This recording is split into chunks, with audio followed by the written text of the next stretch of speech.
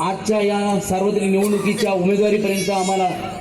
संधी देत ज्या विकासनाम्याच्या माध्यमातून आदरणीय विवेक भैया आदरणीय स्नेहलताताईंनी कलश मंगल कार्यालयामध्ये आपण बहुतांशी महिला त्यावेळी होत्या किंवा नव्हत्या, परंतु जे पण असतील तर तो विकासनामा बघत असताना अक्षरशः अंगावर शहारे फुटत होते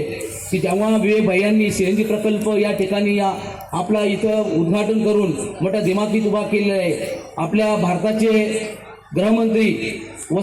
प्रथम सहकार मंत्री आदरणीय अमित भाई शहा या ठिकाणी येणं आणि आपल्या कोपरगाव तालुक्यात व शहरामध्ये एक मुख्यमंत्री आणि 2 उपमुख्यमंत्री येणं ही कोपरगावच्या इतिहासामध्ये सर्वप्रथम वेळ होती आणि ती आणली आदरणीय युवा नेतृत्व विवेक भैया आणि स्नेहलताताई यांच्या माध्यमातून.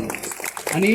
फक्त आलेच नाही तर मी माझ्या भगिनींना मी आवर्जून सांगेल की फक्त ते कार्यक्रमाला आलेच नाही तर अनेक विकास कामाच्या व अनेक उपाययोजना त्यांनी या ठिकाणी जाहीर करत इथून गेले. आणि आदरणीय देवेंद्रजी फडणवीस साहेब आत्ता झालेल्या डॉक्टर बाबासाहेब आंबेडकर मैदानावर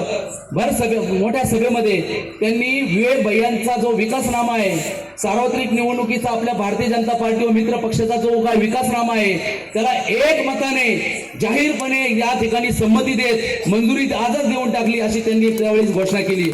आपल्या या लगत आपली पवित्र गोदावरी नदी जाते, त्या नदीच्या माध्यमातून अनेक सुशोभीकरण व नदी संवर्धन या माध्यमातून अनेक मोठे मोठे प्रोजेक्ट आदरणीय देवेंद्रजी फडणवीस साहेब यांनी आपल्या विवेक भैयांच्या व आदरणीय स्नेहलताताईंच्या विचार मंथनातून बाहेर पडलेला जो विकास आहे आणि त्या विकासाच्या माध्यमातून येणारा जो कोपरगाव शहर आहे, येणारा जो कोपरगाव तालुक्याचा विकास आहे तो अतिशय अवर्णनीय आहे. विकासनाम्याचं मी भगिनींनी सांगेल की फक्त तुम्ही घरामध्ये आलेलं पॉम्पलेट व जो विकासनामा आहे तो थोडा वेळात वेळ काढून बहुतांशी वाचलेला असेल, परंतु